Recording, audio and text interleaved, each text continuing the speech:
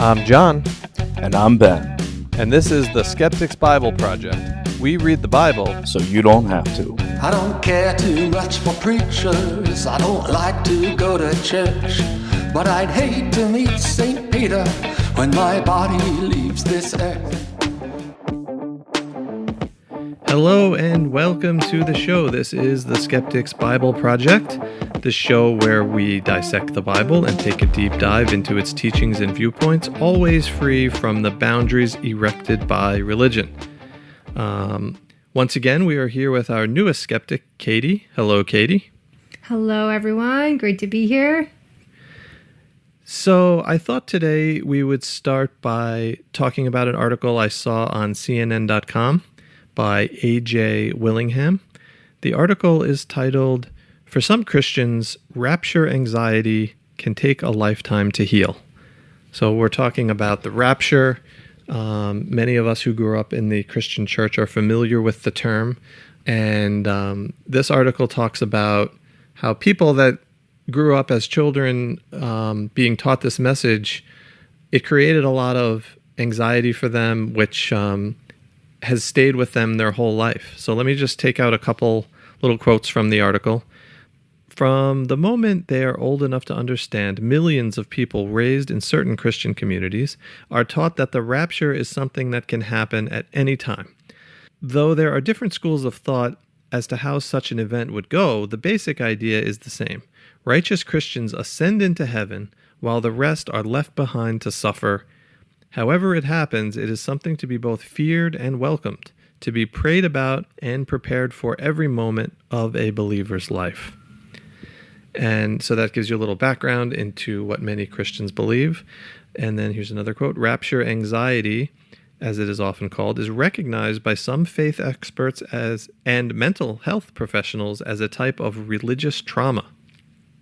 Darren Slade, the president and CEO of the Global Center for Religious Research, says, "This is a real thing. It's a chronic problem," he says of rapture anxiety. "This is a new era of study, but in general, our research has revealed that religious trauma leads to an increase of anxiety, depression, paranoia, and even some OCD-like behaviors. I need to say this prayer of salvation so many times. I need to confess my sins so often. Now imagine," he continues, "you are taught that at any minute you could be left here on earth. What does that do to the teenager who just had premarital sex or even simply took the Lord's name in vain?" So in a previous episode, we talked a bit about the end times viewpoint taught in various churches. In my church, we didn't believe in the rapture really. We did believe that the second coming could happen at any moment, but how that would all play out was more of a mystery. But sure, it did cause a certain level of anxiety, but I went to a Christian school with many kids who did fully believe in the rapture, and I absolutely remember some of the more serious stress and anxiety that caused.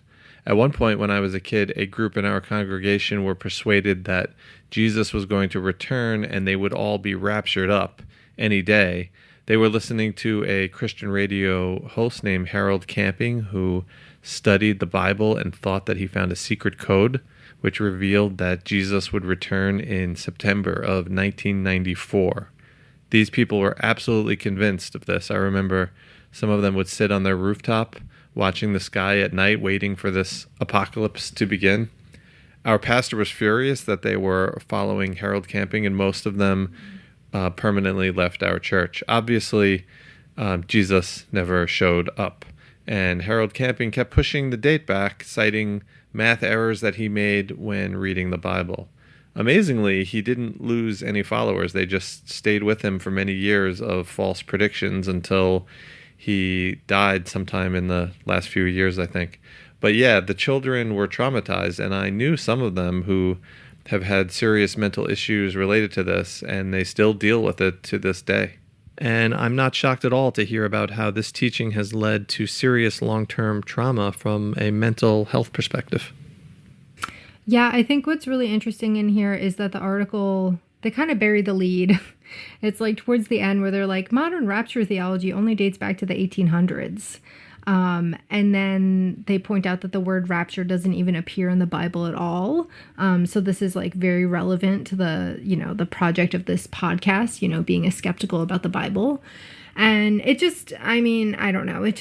I also did not grow up in a church that believed in this, although I did read some of the novels that they reference in here.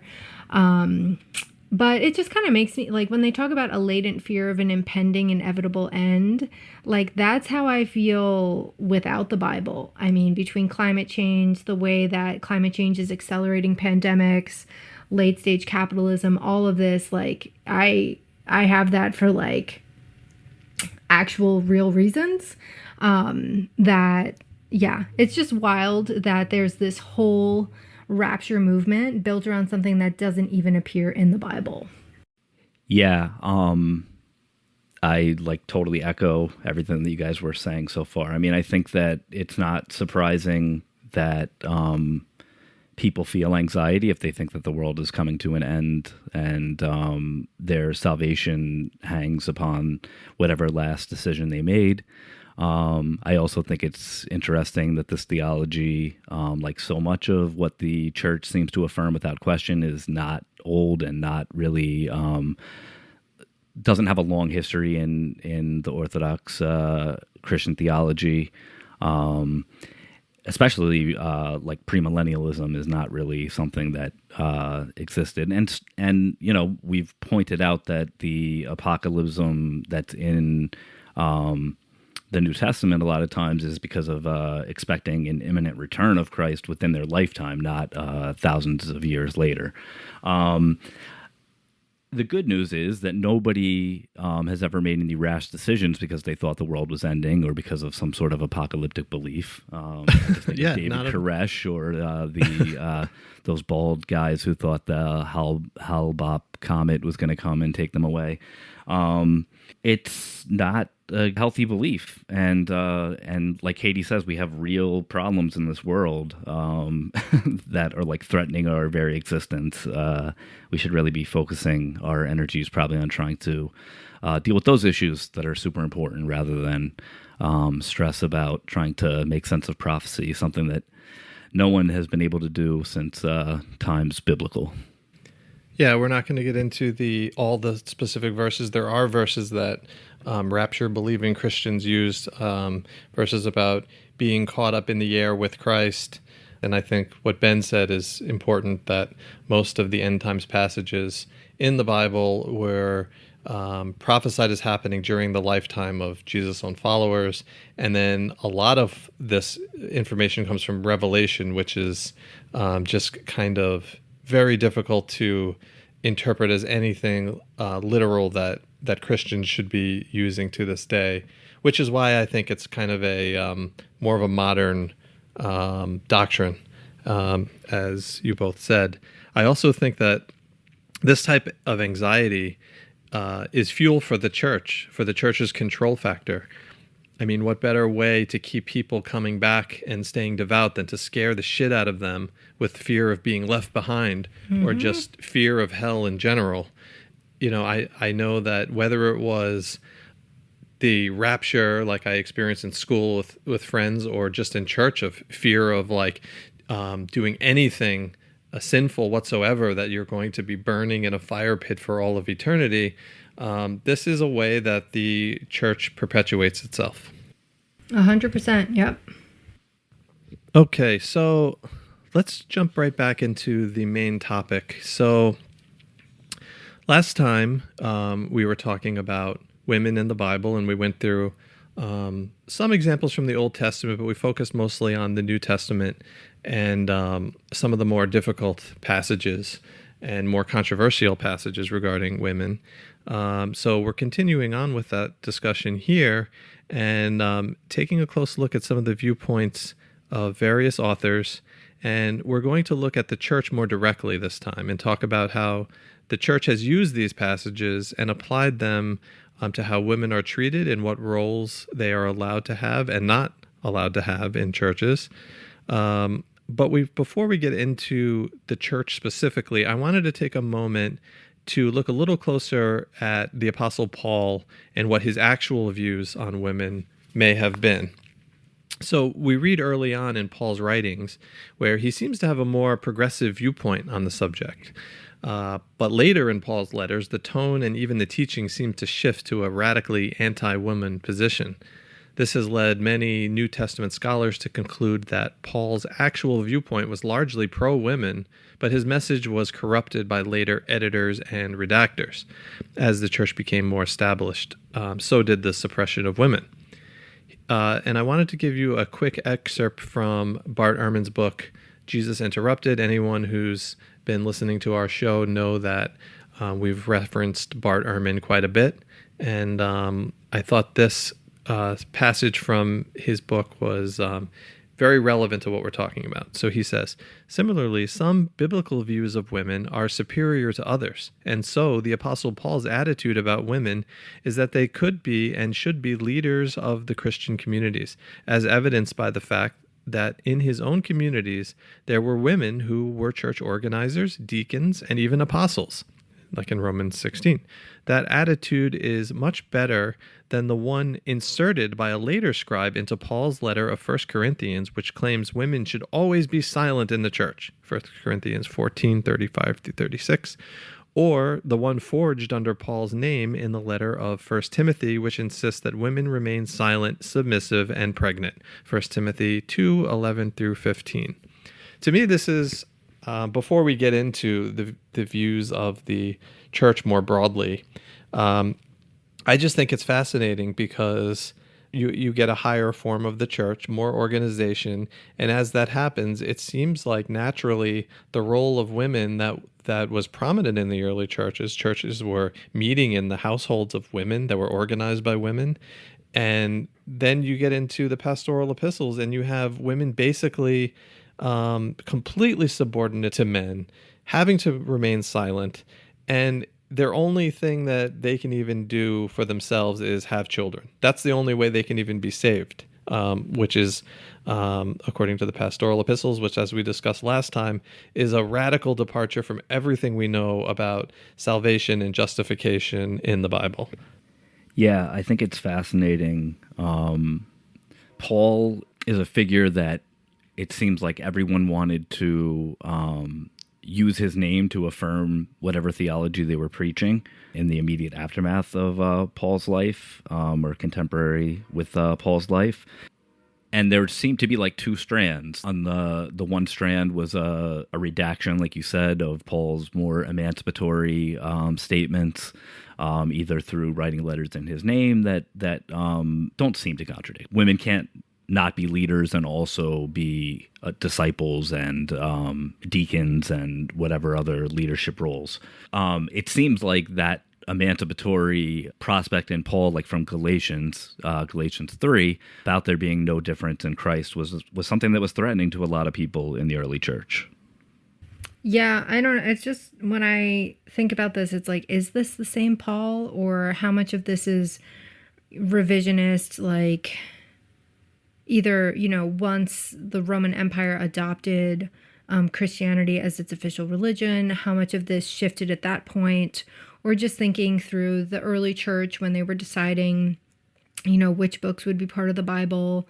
And even like we talked about in the previous episode, how Phoebe, the translation of the Bible in the 1980s was like, well, this word means deacon, but in this context, we think it just means servant for Phoebe.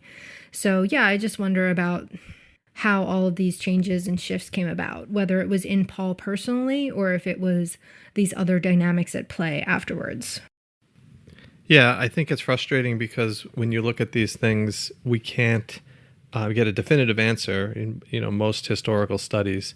But I think most scholars definitely see this progression, and we know that the pastoral epistles were not written by Paul, so that's an easy one. So then the real question is this verse that we find in 1 Corinthians. Bart Ehrman, like in this quote I just read, seems to say that was not original Paul either, so he has the view that the original Paul was not nearly as misogynistic, and he was even providing leadership roles for women. And then it was, I think there's pretty strong evidence that later church editors and leadership added these very anti-women passages. But like I said, you can't come to a definitive answer on that. So, I mean, I think that the question of was it a process of like neutering Paul's message in the early church, or was it a process that happened later on in Christianity? And I think sort of it's both, because I think that we have these early texts coming out, like, almost contemporaneous with Paul or right after Paul, written in his name, that are negating some of his message. But then you also have editors later on, like Katie brought up, that are making choices based on their own assumptions to translate Juna's name to a male name, to translate Phoebe as a deacon to servant. Even in pseudo-Paul, or, one of the books that at least is disputed in Ephesians, there's an editorial choice to separate verses 21 and 22, where the husband should love the wife as Christ loves the church. And then the editors immediately separate that passage from the passage of the wife submitting to the husband under the heading, wives submit to your husband. So, like, that editorial choice emphasizes the wife submitting to the husband by separating those two passages. Again, Ephesians probably wasn't written by Paul, so it's sort of a moot point. But I think that the most restrictive way to interpret these passages is the way that they've been interpreted all along. It's frustrating that we don't have access to the original manuscripts of what Paul actually wrote down to find out, what his actual views are. And it's frustrating that we may be kind of at the mercy of the church tradition, which has clearly erred constantly on the side of misogynistic interpretations. But let's get into that. Let's talk a little bit about the church. Katie, I know you've looked into this a little bit to give us an overview about what some of the various churches believe on these things.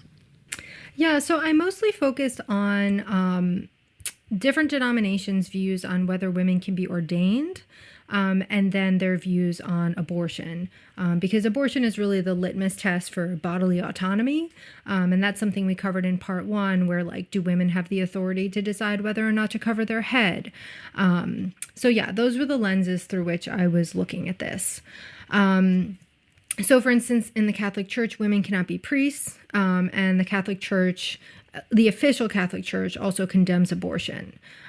Within Protestant denominations, there's a number where women can be ordained. The first was the United Church of Christ, which ordained the first female minister in 1853. That was Antoinette Brown Blackwell, and she was an abolitionist and a suffragette in New York. The largest Pentecostal denomination in the U.S., that's the Assemblies of God USA, allows women to be ordained, and they claim that a quarter of their clergy are women. The Methodists also ordain women, as do the Episcopalian and Anglican churches and Presbyterian Church USA. However, the Presbyterians are not the only Protestants, and there are... I mean, if you look at the Orthodox Presbyterian Church, which is much more conservative, women can't be ordained there. We've talked about this on previous episodes as well. All of the limitations on what kind of leadership roles women can take. And then to look at this through the lens of abortion more specifically, so the Catholic Church, the Southern Baptist Convention, the Church of Jesus Christ of Latter-day Saints, all of these groups oppose abortion. So does the Orthodox Presbyterian Church, and just generally more stringent or conservative Presbyterian and Protestant churches. I do want to highlight some Christian organizations that are actually fighting for reproductive choice. So there's the Religious Coalition for Reproductive Choice, and that is made up of the Episcopalian Church, the Lutheran Women's Caucus. So again, that's a caucus, not the whole Lutheran Church, and some Methodist groups, but majority Jewish groups, and some of the Unitarians. which I think it's like not everyone considers the Unitarian Church like Christian, because so I haven't really like focused on them, but that's just kind of the lay of the land in terms of where churches are at in terms of women's rights in the year 2022. Thanks, Katie. That was really interesting. We have this idea that the way that we perceive women in ministry now, or like growing up in what we would call the evangelical church, has been like an unbroken string back in history, but that's not really the reality. If you look at it, there were women in ministry in various denominations and throughout history. And I also think that it's fascinating that there are Christian groups that are working on women's rights issues that are important today. That's encouraging. Yeah, and I'm curious more broadly, why do you think that conservative churches are so committed to relegating women to housekeeping type roles and keeping them far away from any leadership roles? Last time we spoke about a poll from the stateoftheology.com, and we looked at the polling data among evangelicals in America. What was fascinating is that on core doctrinal issues, the respondents weren't all that conservative. When people were asked about the divinity of Jesus or original sin, large percentage of professing Christians held completely heretical views, according to the standards of most churches in America. They basically hold views completely contrary to historical Orthodox Christianity. But when it came to abortion, something that's not mentioned in the Bible at all, more than 90% agree that abortion is a sin. And that percentage has been growing over time. So the church is getting more conservative on these cultural issues. Does this stem from these verses in the Bible, or does this stem from misogyny more broadly? Yeah, I mean, I was telling Katie before, it's kind of fascinating that abortion wasn't an evangelical issue until the late 70s. Even in the early 70s, evangelicals, Christianity Today did a polling of evangelical doctors and evangelical theologians, and they were really unable to come to any clear moral conclusions about abortion. They basically wanted to affirm the health of the mother. They wanted to account for certain exemptions. They weren't willing to call it morally wrong. And that's changed so much in 30 years. And really the way that it changed were evangelicals were drawn into the religious right and political power. And this is a long tangent, but I'll just give you the quick version. In order to prevent desegregating their private institutions. That was the first issue that galvanized the religious right. So they didn't want to lose tax-exempt status at Bob Jones University by not allowing African-American students in. Once they were bought into that, they got them with other wedge issues like lower taxes or abortion. That's what's got us to this point today where 40 years later, it's such a fundamental belief in our churches that we can't even imagine a time where evangelical Christians were more reasonable and willing to listen to the nuances of an argument when it comes to something like abortion. Instead, they basically parrot the talking points of abortion clinic bombers and extremists. The issue of abortion is so important because the anti-abortion movement is basically trying to take autonomy away from women.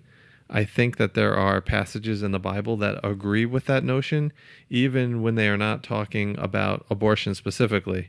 There are definitely verses in the Bible that basically say women are the property of men, and their main purpose is to have children and raise children. And now we see the result of those verses in action when we look at a lot of the churches in America. Katie talked earlier about being in a church like that as a woman, and I think that the anti-abortion movement is the political outworking of it.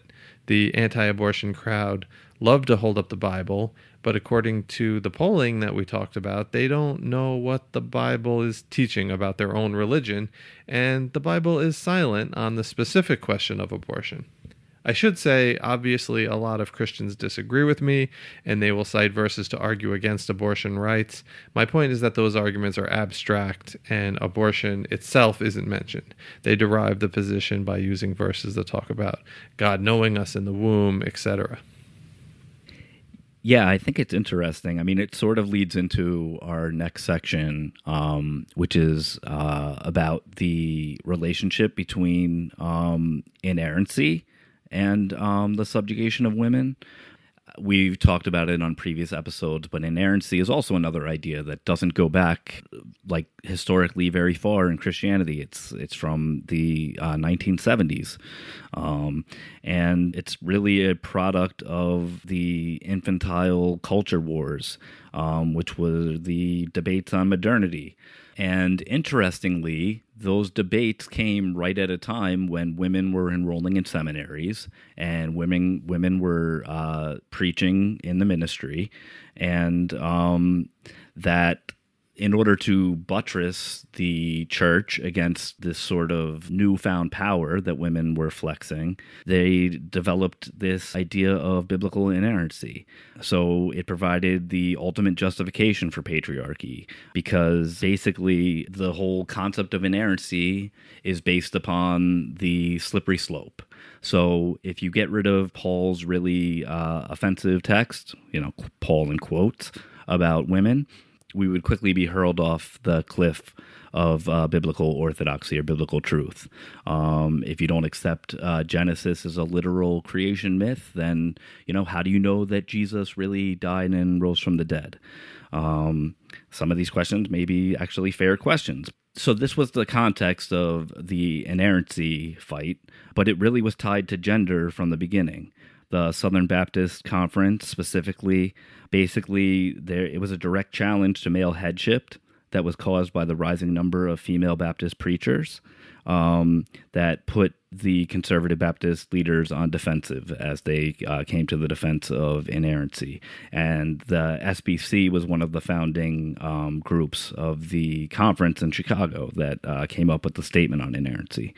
And it worked to push women out of the pulpit and accomplish what they wanted to do. Another doctrine that has been used to subjugate women is what we talked about before, the submission of Christ in the Godhead to God the Father, which is the Arian controversy. It sort of rebranded itself amongst these pastors who are the defenders of patriarchy. We quoted Owen Strachan earlier. The understanding of the complementarity of men and women on a relationship of authority and submission in the nature of the Trinity. So that's the fundamental way that they understand wifely submission to the husband or womanly submission to the man is through Christ's submission to God, which is literally the heresy of Arianism. It's just interesting thinking about this after what Ben brought up about the history of the evangelical and Protestant church's stance on abortion. Why did they not see abortion as a threat? Why did they just think that it was a Catholic issue?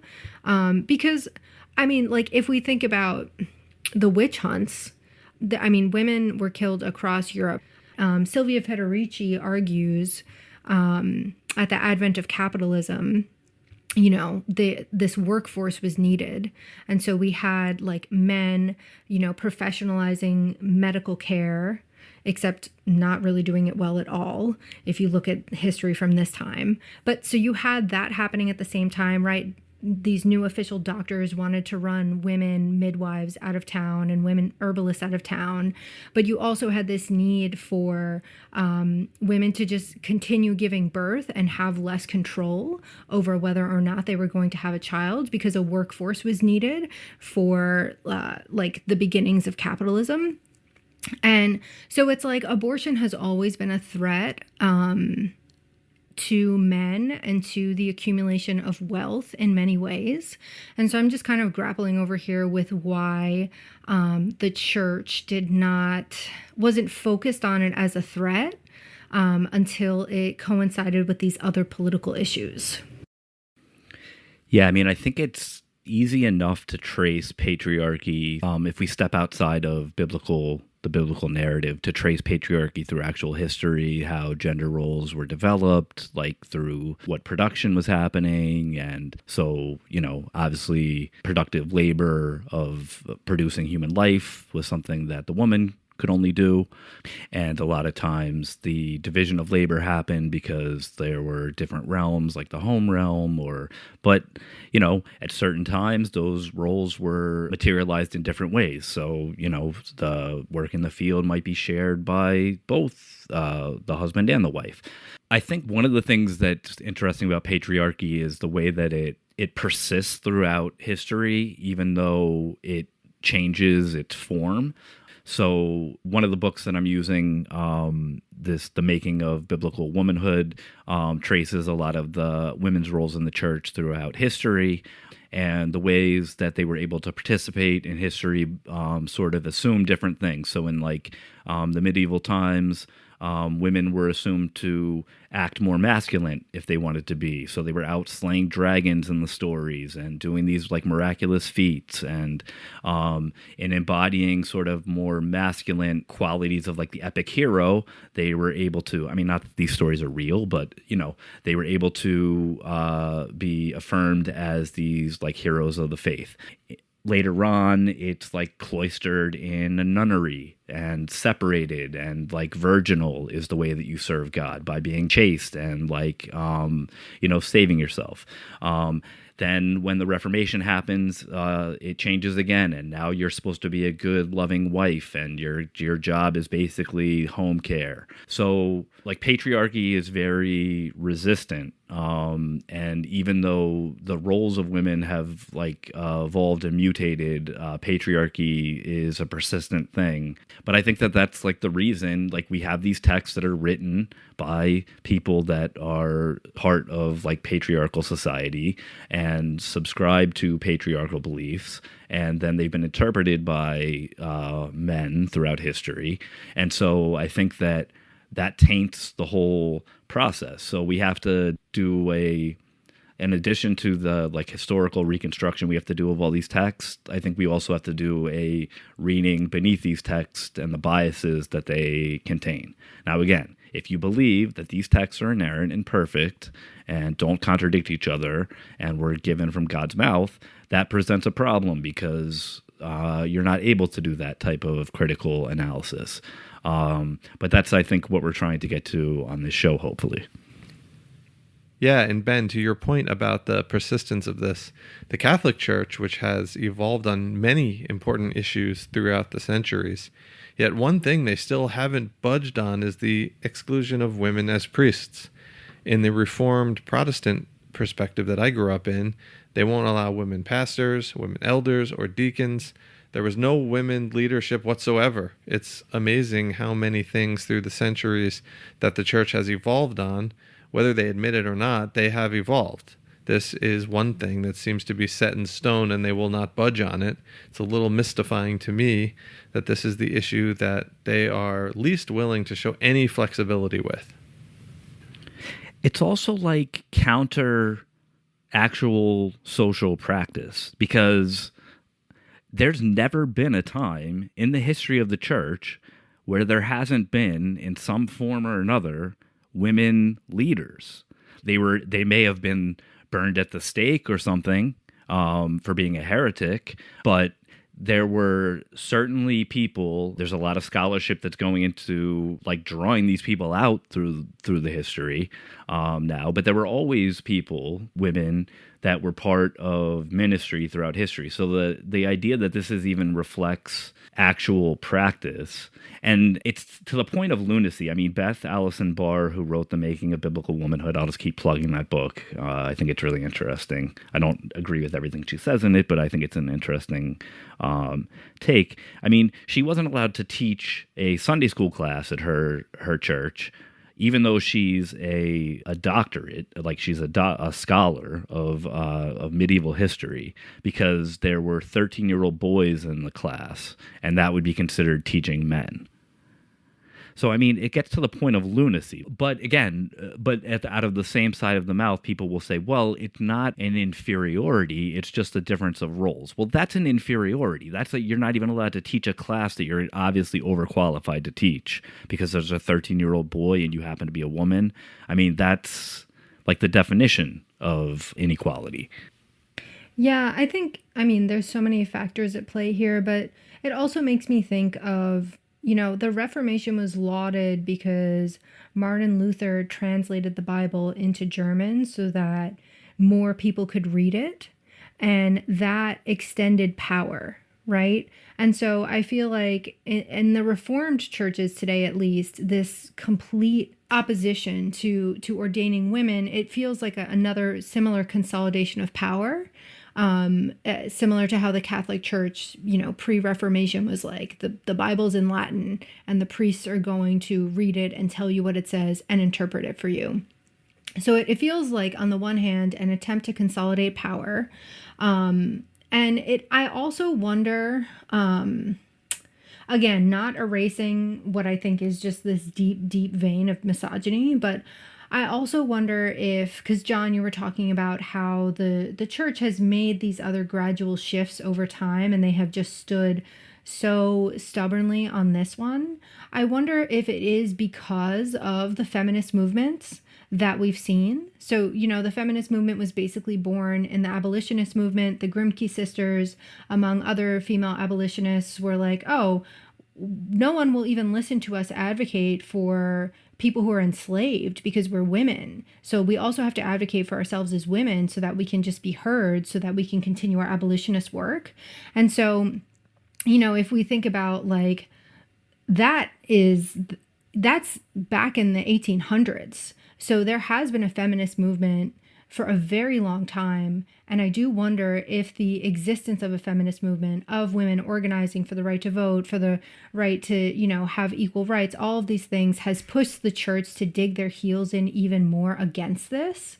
Would they not view it as such a threat for women to be ministers or pastors if there wasn't this simultaneous feminist movement that's been happening, for so long? But again, there's many factors. So I think this is just more like piecing together all of the different like underground roots that are intersecting in this dynamic. Yeah, I've always noticed that any feminist movement is met with like the harshest criticism from the Christian movement. Like I said, I'm a little mystified by that, but it's definitely true. And I think that they look at any feminist perspective as a huge threat to their authority, because let's be honest, it's a patriarchy. It's men who have been interpreting the Bible, written the Bible, and have been the head of the church forever. I also think it's important to say that it's been the church's loss. When you cut off half the population from having any influence, you are stifling its progress, in my view. Every time humanity makes the decision to include women, we find that large leaps are made in the progress of whatever arena it is. Whether it's math and science or the arts, women's inclusion has been a major improvement. Even in biblical scholarship, the contributions of women has been remarkable, and it's a travesty that for centuries women were denied access to it. And currently in fundamentalist churches all over the world, women's contributions are being denied. And again, I have to preface that we know this isn't all churches. There are a lot of very progressive churches that do include women and are run by women.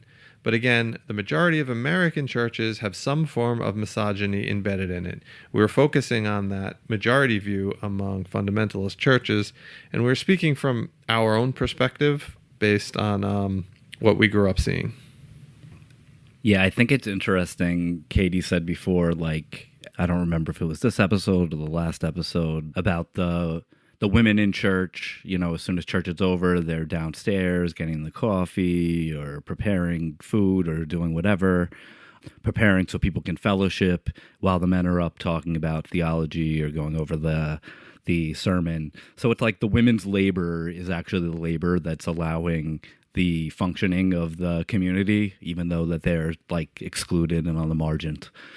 So it's kind of ironic. Also, the other thing that I thought of when I thought of that was the story of Mary and Martha, where Mary is like patiently or attentively listening to Jesus while Martha is doing all the running around in the house. And Jesus basically says, Mary's the one that's doing the right thing. So, affirming like a woman should be listening to me and not necessarily just having to to tend to housework or whatever.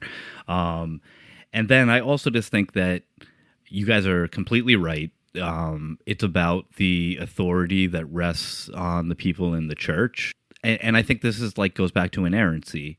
The real threat is that they know that they get their authority from that book, every word in that book being read literal and true and God breathed, and that's their interpretation of that literal, perfect, inerrant book is how they get their power. And if you're able to say that, well, this passage was a later insertion in Paul, or Paul didn't write Timothy, or we've been interpreting this wrong, then that starts to pull the string of inerrancy, and eventually there's not enough left for them to maintain their power. Yeah, Ben, that was a really good point you made about Mary and Martha. I hadn't thought about that. It's a perfect example to use in support of women's role in church. Like I said before, everybody cherry picks the Bible. You can always find a pro and con view of virtually any issue using the Bible. So why not choose the pro-women verses that we find instead of the anti-women verses? I mean, yeah, I really appreciated the point that you brought up, Ben, where Jesus was like, "This is good. You should be sitting down and listening to me, not running around the house." And yeah, it's like this is, there is so much exploitation inherent in patriarchy. Like, as we saw at our church, it was women who were doing so much of the labor that is required to run a church. It was women running coffee hour. It was women running Sunday school, and then and the nursery. Yeah. And then this also goes into the household itself, again, I'm speaking from my experience, but I think that it's pretty broadly shared. It's women doing the bulk of the work at home, and that is certainly what was modeled in our church. Most women were expected to be housewives if a family could afford that, so it's like the man just gets to pursue whatever he's doing. The pastor gets to, come up with the sermons and tend to the flock or whatever, but it's the woman who is doing all of the labor to make this space for him to do that. And so it's this double exploitation, because it's like, we're going to keep the woman doing that. We're going to keep her in the shadows, so that we can benefit from that. And then it's also, we're not going to let women speak or teach or anything, because if they did, they might be undermining this very convenient power structure that we've set up for ourselves. Yeah, it's funny, Katie, because in our church growing up, Sunday was considered the Sabbath day, also known as the day of rest. But in my house, it certainly wasn't a day of rest for my mom, who was tasked with getting the family dressed, fed, and ready to go to church. She had duties at church, like preparing food, running the nursery, then, of course, feeding us all when we got home, and preparing everyone for the evening service. So a typical Sunday had us arriving early for Sunday school, staying for the main service, then returning in the evening for a full evening service. It was anything but a day of rest, and especially for the women. I remember going to our pastor's house after church. His wife would prepare a large meal, usually for a group of church guests, as well as the family, and afterwards the pastor would go and take a nap, and it was his day of rest. Well, it certainly wasn't a day of rest for his wife, so I think that it goes to the overall point that we've been making, that the lack of equality within the church has led to this type of behavior. The church perpetuates some of the worst ideas in human history, and it always seems to be women that are left fighting for their place at the table. And now it's time for Bible versus Bible.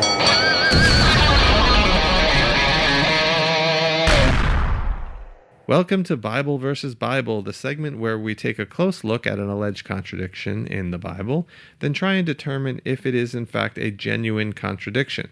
Katie, I think you have an interesting one to look at today.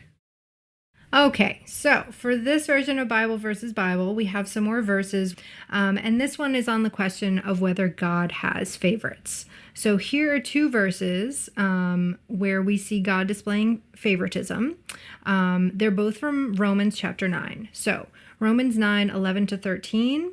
And not only so, but also when Rebekah had conceived children by one man, our forefather Isaac, though they were not yet born, and had done nothing, either good or bad, in order that God's purpose of election might continue, not because of works, but because of him who calls, she was told, quote, the older will serve the younger, end quote.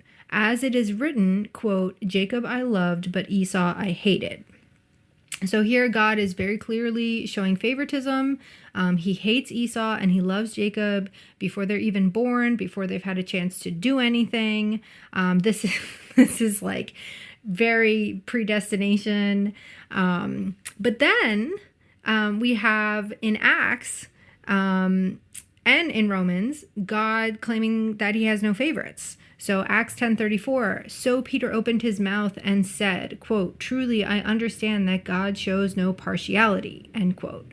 And then Romans 2:9-11, there will be tribulation and distress for every human being who does evil, the Jew first and also the Greek, but glory and honor and peace for everyone who does good, the Jew first and also the Greek, for God shows no partiality. So, what do you all make of this? I think that's interesting that when you read what Peter says in Acts, he says, truly I understand that God shows no partiality. If you want to be technical about it, that's just Peter's understanding. So maybe God does show partiality. So there is no contradiction. Either it's a contradiction or it's a horrible teaching, because the idea that before someone is born, God may hate them, this obviously gets right to the heart of the church's longstanding predestination debate, as you mentioned. Ben and I did an episode where we dealt with this controversy, and it really is a definite Bible contradiction, because there are verses that talk about before the beginning of time, God choosing those who he wanted to save, and others who he chose to condemn before they were even born. This is the doctrine of reprobation, which was popularized by John Calvin. But then there are also verses that talk about the opposite, how we have free will to believe or not to believe. And a verse like this where it talks about God having no partiality in Acts. So in a technical sense, it may or may not be a contradiction, but it is definitely part of a larger contradiction that has divided the church for centuries. I'm kind of annoyed because I'm going to kind of say that it's probably not a contradiction too. Well, because I think in Romans 2, what Paul is saying is that God doesn't show partiality between Greek and Jew. I'm thinking just from like the context. Actually, I think what he's saying is that God is not showing partiality between his followers. Yeah. I mean, so that would be different than not. And I do think that Paul is definitely teaching in Romans that God shows partiality. And I think that it's probably one of the most difficult passages to, like, it's not something to read lightly, and people have struggled with it, and it's been like the theological it's been a like theological struggle for people all throughout Christian history to deal with the doctrine of election and reprobation and everything that Paul lays out in Romans. Now, the Peter example is interesting. It's not necessarily a contradiction, except maybe the contradiction between what Peter thought and what Paul thinks, which is still kind of interesting. It's always interesting to bring out the idea of election because it's so contrary to parts of the Bible you read with sort of a basic, just like a common sense understanding, and they're clearly teaching that the way is open to anyone that chooses it. Or that if you choose Christ, then you're one of his disciples. Or if you do this, that you're one of his disciples. So the idea that before you're born, that God could hate you, and it's not based on anything that you did, good or bad, but simply you're either an object of wrath or an object that he saved. it was a tough doctrine to handle. I don't know. On the question of whether or not it's a contradiction, the only way you can interpret this in a way to get out of the contradiction is to say Peter was wrong when he said that God shows no partiality. And we can assume that the author of Acts probably isn't quoting Peter word for word here. He's likely having Peter speak a truth about God. So if Acts 10:34 is teaching that God shows no partiality, then it's a clear contradiction because several other verses in the Bible shows God definitely having partiality.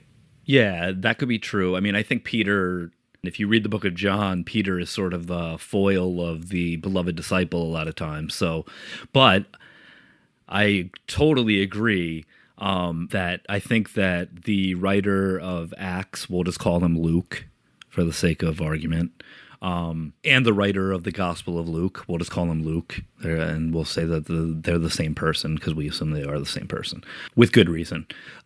It does have a different theology than Paul. And there's other examples that hopefully we can, maybe this will be another episode where we can draw that out. But even like on the idea of what Christ's sacrifice means, they have a totally different answer. So it wouldn't surprise me if the author of Acts is having Peter say what he does believe. So yeah, so maybe it is a contradiction. I revise my answer. Yeah. And to your other point about Romans, for God showing no partiality, may be referring only to partiality between Jew and Gentile or Jew and Greek. The problem you still have is that it takes the positive nature of the verse and turns it into a negative. You would have to believe that God doesn't show partiality between Jew and Greek, but he does show partiality between individuals. That doesn't sound like good news. The word gospel means good news, and this isn't good news.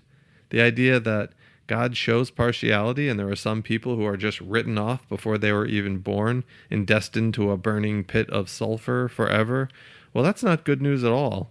Even if you are one of the lucky ones, is it good news that some of your friends and family are screwed? So anyway, I think it's a contradiction because both of these verses represent one of two opposing viewpoints that the church has debated forever.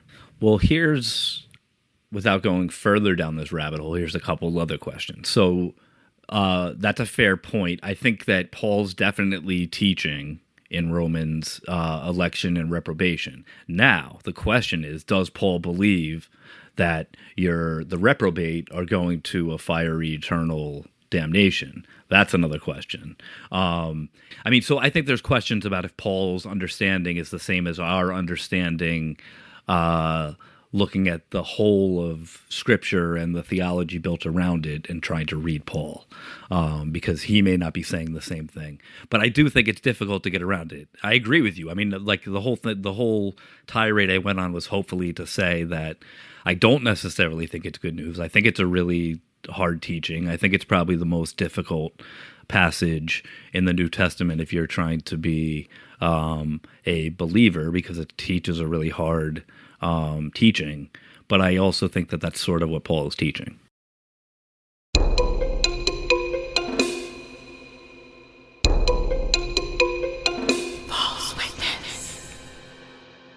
This is False Witness, the segment where we take a look at 4 verses, 3 of which are real and 1 is false, planted mischievously by our producer, Diana. It's our job to analyze each verse and find the imposter. Once we have each made our choice, I will open the sealed envelope and reveal which verse is indeed the false witness. Okay, so today we have 4 verses here. I have not seen these yet, and neither has Ben or Katie. I will start with number 1. And Hazael said, "Why weepeth my Lord?" And he answered, "Because I know the evil that thou wilt do unto the children of Israel. Their strongholds wilt thou set on fire, and their young men wilt thou slay with the sword, and wilt dash their children, and rip up their women with child." Okay, and number 2. Remember when the women of Israel said, My Lord, I have vowed to thee what is in my womb to be dedicated to thy service, so do accept it of me. And number 3, the children gather wood, and the fathers kindle the fire, and the women knead their dough to make cakes to the Queen of Heaven, and to pour out drink offerings unto other gods, that they may provoke me to anger. Okay, and number 4. A woman dropped an upper millstone on his head and cracked his skull. I don't know. These are tough. I feel like the 4th one makes me think of like Jericho. So that might have happened there. The 3rd one makes me think of like when they made the golden calf. I'm like, is that what's happening there? Yeah, the 3rd one seems weird to me, strictly because I feel like the phrase the Queen of Heaven is something that I don't remember, and that stands out. I feel like if I had heard this, that would have stuck with me. It just doesn't seem familiar, so I'm leaning toward that one. Yeah, this one is tough. I want to believe that number 4 is real. In my heart of heart, about the upper millstone, crack the skull. I just have to believe that that's somewhere in the Bible, lest I lose all my faith. I actually think number 3, I don't know. At first I thought it was fake, and then I thought for sure it was real. I was sort of thinking the same thing as Katie. Maybe it was like the Israelites were doing something stupid to a false god, and Yahweh or Elohim or Yahweh Elohim or El, whichever one it was, came down in rage. But I actually think number 2 is real, so that's probably the fake one. And number 1 seems really wordy, but that could go either way, really. So this is a tough choice. Yeah, number 2 seems very real. Seems like there's no way that's not a real verse. Remember when the women of Israel said, My Lord, I have vowed to thee what is in my womb to be dedicated to thy service, so do accept it of me. Yeah, there's no way that's not real. Yeah, it could fit in a lot of different settings. I think it's 1 because I don't remember anybody named Hazael being an enemy of the children of Israel. Like, and why weepeth my... First off, this sounds very Old Testament, but then Hazael asking the Lord why he's weeping, that feels very New Testament. I think this is a conglomeration and it's made up. Yeah, I kind of agree with that, but it'd be boring if we all picked the same one, right? Because if God is omnipotent, then why would he be crying over this? Yeah, it's a serious anthropomorphism. Because God Although is Lord... like weeping, but it also seems, okay, so here's another, I'm going to say 1, 2. It's like almost a combination between some sort of poetic wisdom literature and some narrative literature. And I don't think the sources in the Old Testament were that fancy. So I'm going to say 1 also. Yeah, I think Diana did a good job making up number 1. I think she probably combined 2 real verses or something. Yeah. But I don't think that I think that's the false witness. Yeah, I think I'm going to go with number 3. Just because the phrase Queen of Heaven to me seems a bit unusual. And I feel like if that was in the Bible, I would have heard of it or taken note of it. So maybe that's not a good reason, but I'm going with that. Okay, so I'm opening up the wax sealed envelope that our producer Diana has given me. I have it in front of me. Okay. Number 1 is about dashing the children and ripping up their wombs. That is in the Bible. That is 2 Kings 8:12. I mean, the problem I had with it wasn't about the dashing the children. I mean, let me rephrase that.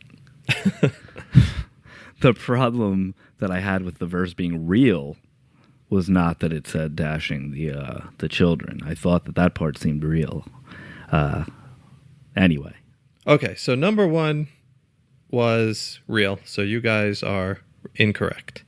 So I said number 3. So let's take a look at that. Jeremiah 7:18. It's real.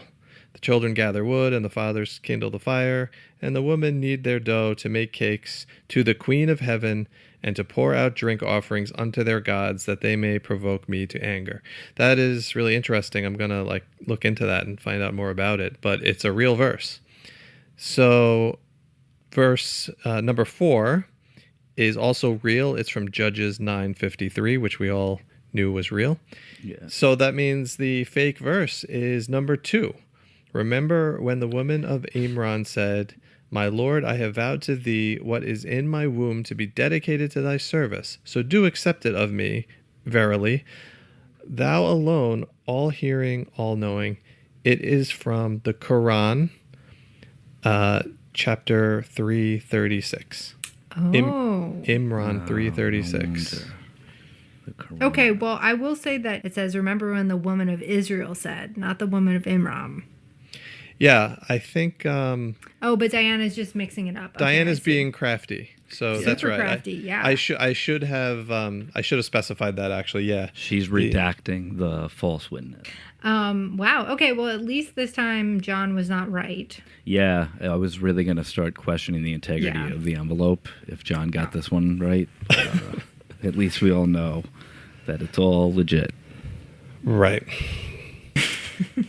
Okay, guys. Well, I had a blast in this 2-part discussion, and it was absolutely wonderful having Katie join us this time. I hope she can join us again soon. Yeah, thank you for having me on the show. It was a pleasure. Really great to talk through a lot of these big ideas and concepts with you all. Yeah, it was awesome having you on the show, Katie. Hopefully we'll do it again real soon. All right, have a good night, y'all. Thank you. Have a good night. The Skeptics Bible Project is a John and Ben production, with intro music by John Lobker. Support us on Patreon at patreon.com/Skeptics Bible Project, and follow us on all social media platforms at Skeptics Project. Got questions or comments? Email us at skepticsbibleproject@gmail.com.